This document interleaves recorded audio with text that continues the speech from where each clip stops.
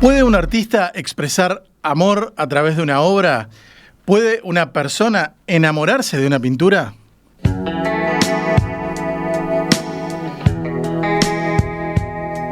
Una mirada enamorada, de la editorial Linardi y Rizzo, es el último libro de Jorge Burell, un trabajo muy particular que dedica a describir su admiración por la encajera, una de las obras más famosas del artista plástico neerlandés Johannes Vermeer, y que sirve como reflexión sobre la atención que le dedicamos al arte y a la contemplación de la belleza.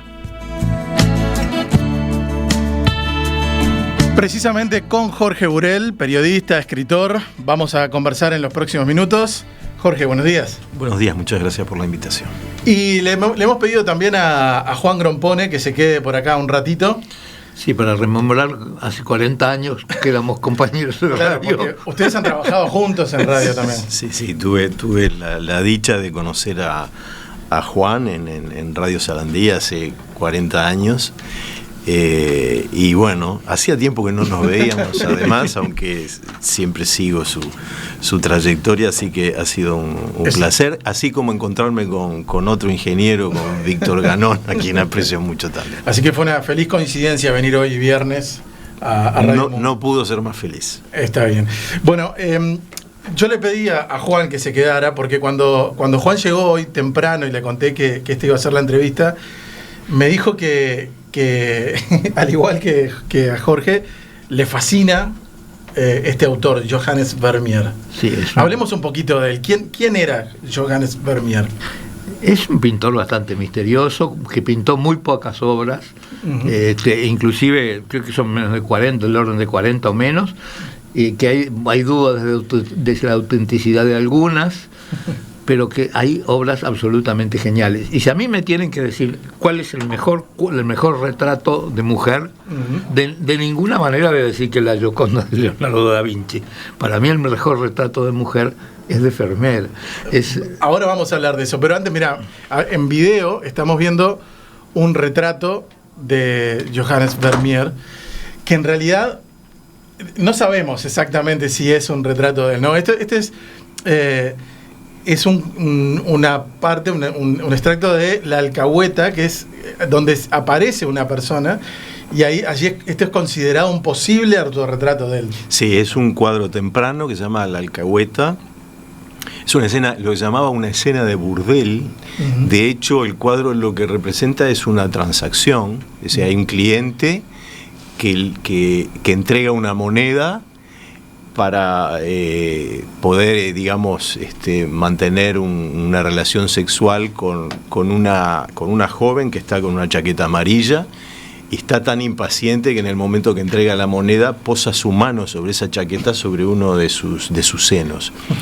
Y hay un personaje que es el que quienes vean la entrevista a través de YouTube van a observar que hay una presunción muy fuerte de que es el propio pintor cuando tenía 23 o 24 años. Porque él no dejó un autorretrato, digamos, hecho... No, a diferencia de un gran pintor que fue coetáneo de él, Rembrandt van Rijn, que se pintó innumerables veces. Claro, tiene 10, 15 de autorretratos. Y cada vez se pintaba mejor, no por la técnica, cada vez con más soltura, aunque lo que se veía de su imagen era una imagen cada vez más castigada por el tiempo. Vermeer no se pintó a sí mismo. Hay otra presunción de que en su también famoso cuadro El arte de la pintura, que dicho sea de paso, en el año 1942 fue comprado por Adolf Hitler pagando $1 millón de la época. Es un pintor que quienes observamos el cuadro lo vemos de espaldas. Está pintando a una joven que posa como si fuera Clio, la musa de la historia, y se especula, se conjetura que el modelo para ese pintor, a quien no le vemos el rostro, podría haber sido Vermeer. Pero es todo lo que podemos saber de él. En el libro aparecen referencias a varios artistas plásticos también muy importantes que han expresado su admiración por Vermeer, ¿no? Entre otros, por ejemplo, Salvador Dalí, Renoir, Van Gogh. Decís tú en el libro que Salvador Dalí afirmó que Miguel Ángel, con su juicio final pintado al fresco en la pared del altar de la Capilla Sixtina en el Vaticano de Roma, no era más extraordinario que Vermeer con su encajera del Louvre del tamaño de un palmo cuadrado. Sí. Lo que decía de Dalí, que tenía una especial debilidad por este cuadro de Vermeer, porque su padre, que era abogado y notario, tenía una reproducción en su escritorio, y él, digamos, conoce el cuadro desde pequeño, y cuando ya es un pintor famoso hace 2 reproducciones. Le pide a las autoridades del Louvre que retiren la encajera de donde estaba exhibido para que él pudiera en otro lugar del museo hacer dos reproducciones muy a su estilo. Claro. Y no solo de eso, sino que después hace una performance en el Zoológico de París donde hace que coincidan una reproducción de la encajera y un rinoceronte, porque él decía, digamos, que la estructura geométrica que estaba detrás, digamos, del cuerno del rinoceronte era la misma estructura que estaba detrás del cuadro de Vermeer. Bueno, pero lo que él decía es que para valorar una pintura el tamaño no es algo decisivo, al punto que la encajera no es más grande que una baldosa. Claro. en cuanto a su tamaño. Es verdad, este cuadro del que ya vamos a estar hablando en un ratito, mide 26 centímetros por 21, o sea, es un cuadrito chiquito, digamos, ¿no? Pero claro, Vermeer además era parte, digamos, vivía en un lugar muy particular, era parte de un contexto donde el arte era también muy importante, ¿no? Tú hablas sobre Delft, que es precisamente la ciudad natal y donde vivió, y de hecho donde murió también. Decís que albergaba una parte, hacia la década de 1650, Delft albergaba una parte del talento artístico más brillante del mundo. Un estudio de inventarios validados muestra que había más de 50.000 cuadros en las casas de Delft, cuando la población no sobrepasaba los 20.000 habitantes. Bueno, eso dice mucho sobre el vínculo que los habitantes en aquel momento era la provincia de Holanda, hoy llamamos Países Bajos, tenían con respecto a los cuadros, y también habla de la riqueza de esa nación. Yo supongo que Juan debe tener, claro, sí, que es un gran estudioso de la historia, puede contarnos muy sucintamente lo que era Países Bajos en aquel momento. Bueno, a mí me gusta llamarle Holanda porque soy antiguo. Holanda fue la segunda revolución industrial del planeta. La primera revolución capitalista fue Suiza, que hizo la confederación, creó un estado federal. Y el segundo país capitalista del planeta fue Holanda. Es decir, que creo que eran 7 provincias se separaron del dominio de España, es decir, tuvieron una larguísima guerra con España y construyeron la segunda sociedad capitalista, ¿no? Que inspiró todo eso a Estados Unidos finalmente, que fue una de las terceras o cuatro, no, estaba en Inglaterra entre medio, pero evidentemente Estados Unidos se inspiró en el Estado federal, claro, de los suizos y de los holandeses, ¿no? Y era un país poderosísimo, es decir, era mucho más poderoso que Gran Bretaña, y entraron varias veces en guerra, después Gran Bretaña lo desarrolló, claro. Pero el siglo XVII de Holanda es un siglo de absolutamente esplendor y riqueza, y por eso creó esa magnífica cantidad de pintores.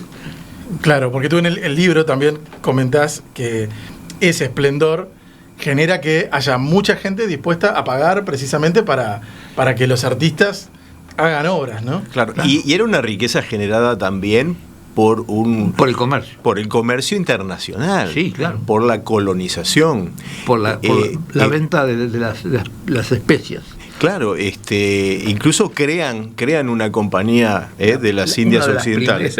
Claro, y además no solo la crean, sino que además inventan la participación mediante acciones de los ciudadanos comunes, que se hacían partícipes, digamos, de la financiación de esas exploraciones que eran muy azarosas y muy riesgosas. Entonces un tendero en Ámsterdam o en Delft podía participar, digamos, del negocio sin tomar los riesgos de subirse a un barco, de ir al otro extremo del mundo, con todos los riesgos que eso suponía.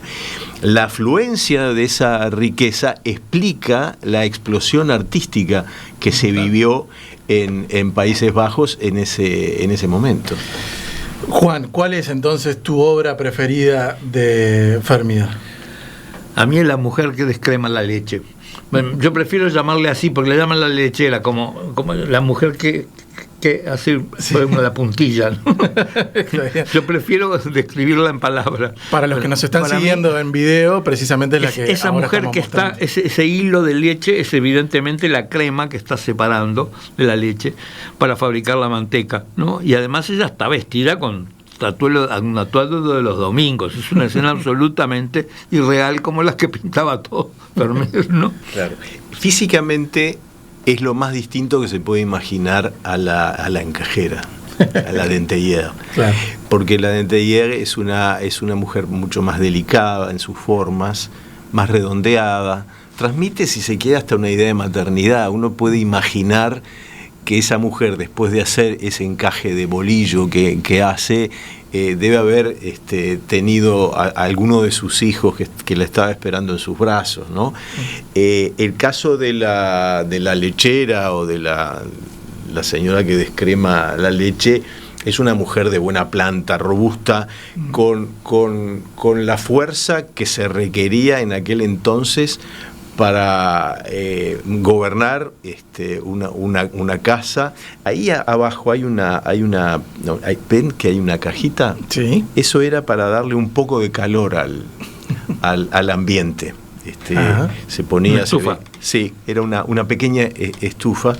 Las casas de Delft en aquel entonces serían muy frías. Es más, durante el siglo XVII hay una pequeña etapa, digamos, de glaciación en esa zona de Europa, al punto que los canales de la ciudad de Delft, es una ciudad hermosísima, donde paradójicamente no hay ningún cuadro de Vermeer, se congelaban los canales y la gente podía patinar en ellos. En el caso de la encajera, yo me detengo, tú leíste el libro, me detengo mucho en observarla, en describir su atuendo, en sacar la conclusión de que debe ser primavera avanzada o verano, porque está con una blusa, con un cuello de encaje, con los antebrazos no cubiertos por su vestimenta. Y el libro, digamos, explicando un poco las razones por las cuales se me ocurrió escribirlo, sí.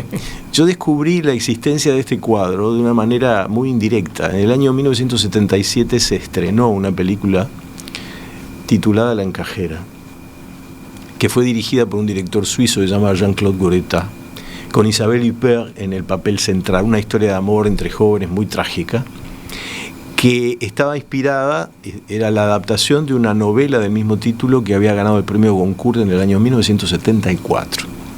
Pascal Lané se llamaba el escritor. Y en ese personaje uno puede ver un trasunto de la joven a la que pinta Vermeer. Entonces, seguramente leyendo algún comentario de algún Jorge Abundanza, quizás, en referencia al cuadro de Vermeer, yo lo descubro, me intereso por él.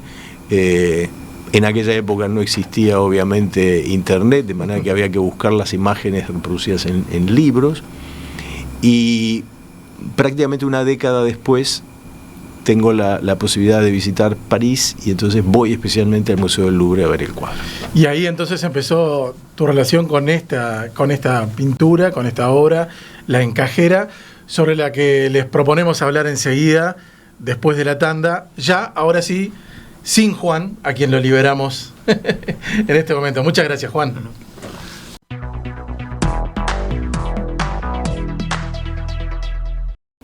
Mira, Jorge, este mensaje que llegó de Jessica.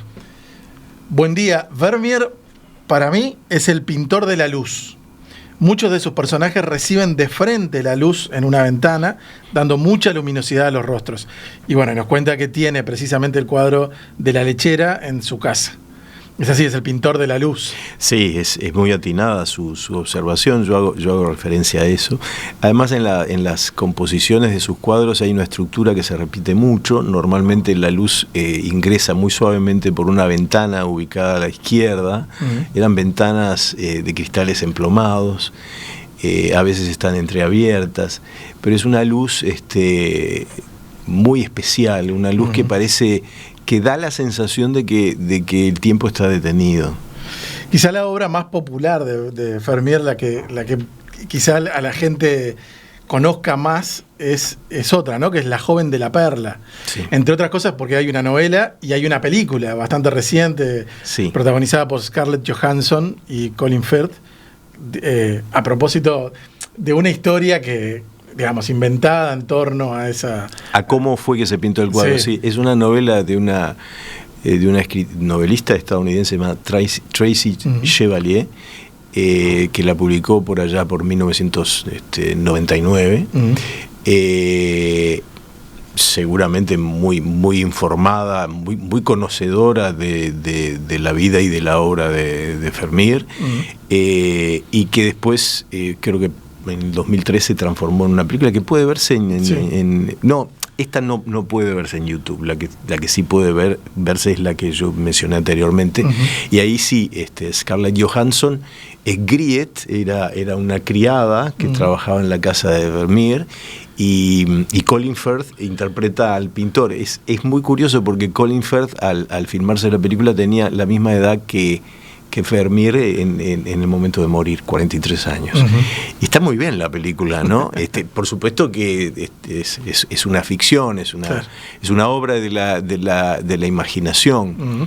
Era una chica que tenía problemas económicos en su hogar, entra como criada en ese hogar. Vermeer era alguien casado, vivía con su suegra, tenía muchos hijos, de manera que para el funcionamiento de la casa se requería presencia externa. Claro. Y Vermeer, que era alguien a quien no se le escapaba, digamos, la belleza en ninguna de sus manifestaciones, según nos cuenta la película, de alguna manera se siente muy atraído por ella, le encomienda ocuparse de la limpieza de su estudio, le enseña a fabricar los pigmentos.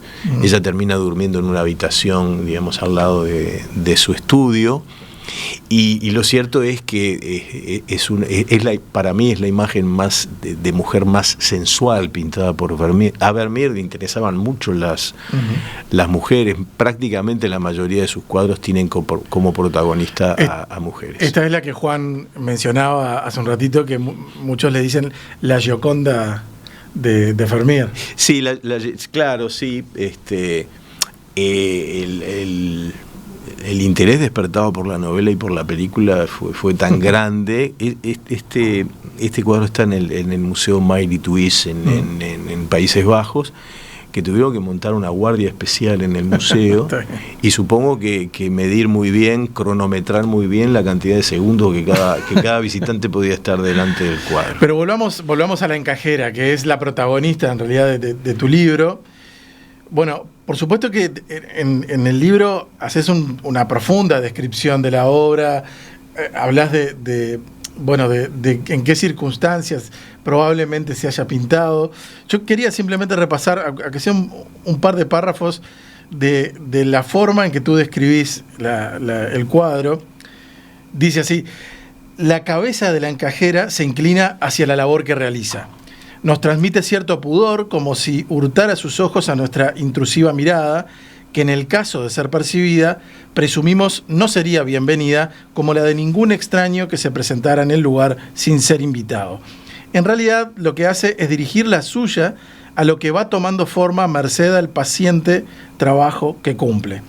Los párpados bajos no denuncian pudor, sino concentración. Sus delicadas manos se ocupan de los hilos que se van convirtiendo en el dibujo del encaje. Nos corresponde a nosotros imaginarlo, si así lo deseamos, porque la mirada del pintor no alcanza a verlo. Él impuso las reglas, decidió de qué forma la veríamos, qué veríamos y qué no, la zona de mayor nitidez, el foco, está muy cerca de ellas, en dos hilos que, dibujando una V, convergen en la trama del encaje, a la derecha del centro de la composición. Le pones mucho detalle y hasta se nota mucho cariño, digamos, a describir esta obra, ¿no? Sí, la mirada enamorada fue la mirada de Vermeer. Enamorada en este caso no significa que él sintiera amor por ella, sino claro, por su evidencia. Él amaba a las mujeres que pintaba, pero amaba también el jarrón, amaba los brillos en las tachas de las sillas que se veían en los ambientes burgueses que pintaba. Y a su vez uno se enamora de la mirada del pintor. Y yo aquí querría decir algo que está un poco por detrás del libro, y es la sensación que yo tengo de que el mundo en el cual vivimos, y particularmente los incontables estímulos visuales que estamos recibiendo permanentemente a través de las pantallas en tan diversas formas, de las redes sociales, nos está robando a todos la capacidad de atención. Y no solo la atención a un cuadro, que sería quizás algo no tan importante, le estamos quitando atención a las personas, le estamos quitando atención a las formas, le estamos quitando atención a los colores. No hay una situación que a mí me desespere más que ver, por ejemplo, una pareja sentada en la mesa de un bar, cada uno mirando sus teléfonos celulares. Y yo creo que Vermeer, como tantos otros artistas, nos enseñan a detenernos en aquello que estamos viendo, a tratar de ir más allá de las apariencias, a detenernos en cada detalle de lo que estamos observando. Y eso es un poco lo que yo hago en el libro. De alguna forma yo le digo al lector, no se lo digo explícitamente, pero se sobreentiende. Mire, yo le voy a hablar de un cuadro que no es más grande que una baldosa, que fue pintado hace casi 400 años. Y usted va a ver todo aquello que puede ser, que podemos ver, que se nos puede ocurrir, las preguntas que nos pueden surgir a propósito de una imagen muy simple, simplemente una mujer en una labor doméstica, no muy distinta a una mujer que usted puede ver sentada a la mesa de un café, o al subirse a un ómnibus sentada junto a la ventana. ¿No será bueno que abandonemos un poco esa compulsión que tenemos para detenernos solo unos segundos en las cosas que vemos y apostemos a un tiempo lento, denso, el mismo que se requiere para leer un libro, ¿no? El libro, si uno quiere leerlo, entenderlo, disfrutarlo, entender todo aquello que el escritor quiso decir, lo debemos leer con suma atención. Había un escritor francés muy famoso, André Gide, que decía: yo quiero que mis lectores me lean con la misma atención que yo puse al escribir el libro. Y eso es lo que está como reclamo detrás de las páginas de este libro. Claro, yo decía que la explicación, toda esa descripción que tú haces de la obra es muy detallada, y claro, eso requiere de una atención particular, de que uno se concentre en lo que está mirando y trate de descubrir cuáles son las cosas distintas que tiene esa obra, o cuáles son las cosas que eventualmente pueden llegar a ser dignas de admiración, ¿no? A descubrir un autor a través de su obra, ¿no? Si tú me permitís, en la contratapa se dice: estas páginas adquieren la dimensión de un ejemplo en una época en la que a menudo miramos sin reparar en lo que vemos.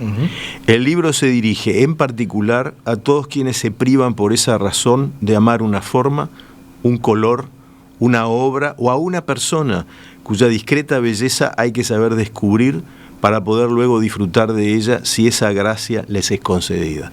Yo creo que Vermeer, digamos, miró a la encajera de esa manera y por eso pudo descubrir en ella lo que una mirada distraída no habría descubierto. Claro, es difícil, como tú decías, en una época en la que hay tantas distracciones disponibles, solo con sacar el celular del bolsillo, por ejemplo, prestarle tanta atención a obras, por ejemplo, en un museo, ¿no? En un museo, o como tú decías, en lugares o en situaciones con personas en cualquier lugar, ¿no? ¿Qué hace mucha gente cuando va a los museos? ¿Mira el cuadro? No, se saca una selfie con el cuadro a sus espaldas. Claro. Eso es lo más común.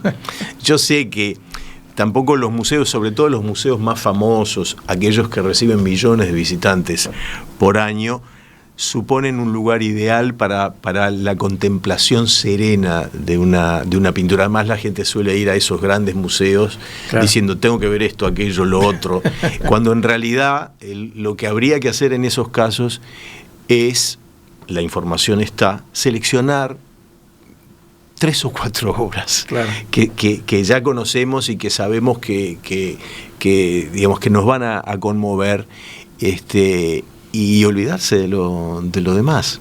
Pero bueno, hoy por suerte tenemos, obviamente no es lo mismo, es una forma vicaria de acercarnos al arte.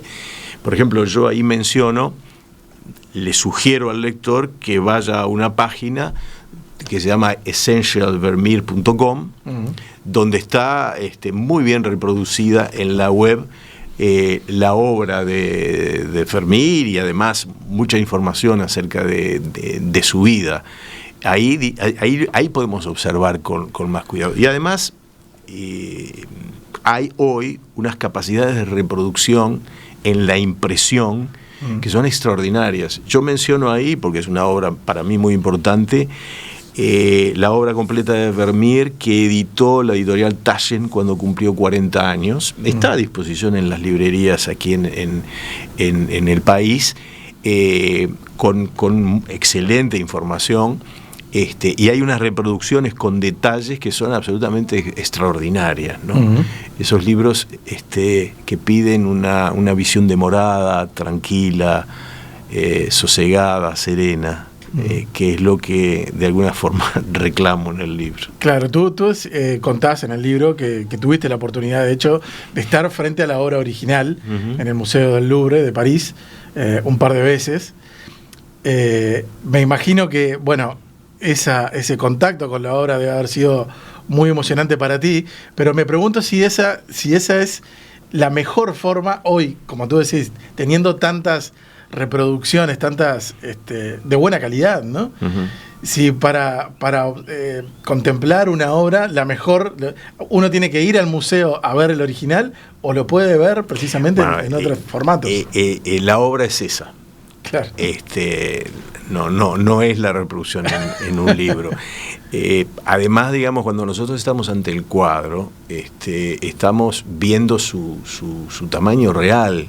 Yo menciono lo que mide. 26 por 21. Claro, y yo menciono que no es más grande que una baldosa, pero una cosa es decirlo y otra cosa es contemplarlo. Ahí está. En el video estamos viendo precisamente el cuadro original en el Museo del Louvre, y hay 2 personas adelante mirándolo, con lo cual se puede ver ahí está la escala. En perspectiva la escala, ¿no? El cuadro, es interesante señalarlo, fue comprado en el siglo XIX por Napoleón III, el último monarca de Francia. En aquel momento la obra de Vermeer había vuelto a ser considerada porque hubo un crítico, Toré Burger, un hombre de ideas radicales que fue expulsado de Francia por el gobierno de la época, que viendo un cuadro en un museo fuera de Francia, no se sabe muy bien si fue la Alcahueta, el cuadro del que hablamos, o Vista de Delft, se enamoró. Y no solo se enamoró, sino que empezó a investigar y a tratar de ver todos los cuadros que en aquel momento se reconocían como obra de Vermeer, en muchos casos equivocadamente, y se transformó en el gran propagandista. Era un hombre que escribía, que tenía un diario, y fue, digamos, el responsable de una renovación de la fama del pintor en las décadas finales del siglo XIX. Es en ese contexto que Napoleón III lo compra y después termina exhibido desde entonces en el Louvre, con algunos paréntesis. Por ejemplo, el cuadro fue sacado del Louvre durante la Segunda Guerra Mundial, cuando se presumía, cosa que finalmente ocurrió, que los nazis podían invadir París. Y los nazis tenían una debilidad especial por Vermeer. Y cuando fueron al Louvre, encontraron un vacío en el lugar en el cual estaba normalmente exhibido. En aquella época los responsables del Louvre, en previsión de lo que podía ocurrir, el saqueo de las obras de arte, incluso su posible destrucción en enfrentamientos con el enemigo, sacaron una cantidad muy importante de obras y las llevaron a los castillos del Loire, más al norte todavía, de manera que la encajera recién volvió terminada la Segunda Guerra Mundial. No lo hemos dicho, pero lo hemos mencionado así como al pasar, pero la encajera, que es una palabra quizá un poco rara, no sé, que puede llamar la atención, refiere al oficio de esta mujer, que era hacer encajes. Sí, yo creo que incluso era una faena doméstica. La tarea del encaje, ese bordado tan característico, que en este caso se le llamaba encaje de bolillos, porque bolillos era el nombre del tipo de aguja que se utilizaba para tejer, tuvo mucho desarrollo en esa zona de Europa. De hecho, hay ciudades relativamente próximas, como la ciudad de Brujas en Bélgica, donde si tú la visitas seguramente te vas a comprar alguna obra de encaje, porque es muy típica del lugar. Una tarea delicada que requiere concentración, que requiere una motricidad muy fina, obviamente, y que tiene algo de artístico. En ese sentido, esa concentración, esa necesidad de atender de manera única lo que se está haciendo, se parece mucho a la labor del pintor. Al fin y al cabo, ¿qué es el amor? En buena medida un ejercicio de atención sensible, preferente, continuada y agradecida, dirigida a una persona en particular que se hace merecedora de ella por unas especiales cualidades que precisamente quien las brinda sabe apreciar en mayor medida que los demás. Y no es justamente gracias a ello que esas cualidades no siempre tan evidentes se manifiestan a los ojos de quien ama, y podríamos añadir de quien pinta animado por ese mismo sentimiento. Me parecía una linda frase para terminar esta entrevista sobre una mirada enamorada, precisamente, como decías tú, la mirada enamorada posiblemente de Vermeer a las mujeres a las que pintó, pero posiblemente también la tuya a esa obra de Vermeer. Seguramente. Vermeer era alguien enamorado de la belleza. No hay en sus pinturas nada que uno pueda decir que no agrade a la visión, y antes a la visión del propio pintor, al punto que, por ejemplo, él pintó muy rara vez personas envejecidas. Las mujeres de Vermeer, según se ha estudiado y concluido, tenían entre 15 y 35 años. Alguna, digamos, quizás estaba ingresando ya en el otoño de la vida, en una época en la cual además la vida, digamos, no se prolongaba mucho. Y sí, él era alguien, digamos, enamorado de la belleza del mundo y de las evidencias. Jorge Burel, escritor, periodista, autor de Una mirada enamorada, de Linardi Rizzo. Muchas gracias por acompañarnos esta mañana. No, el agradecido soy yo.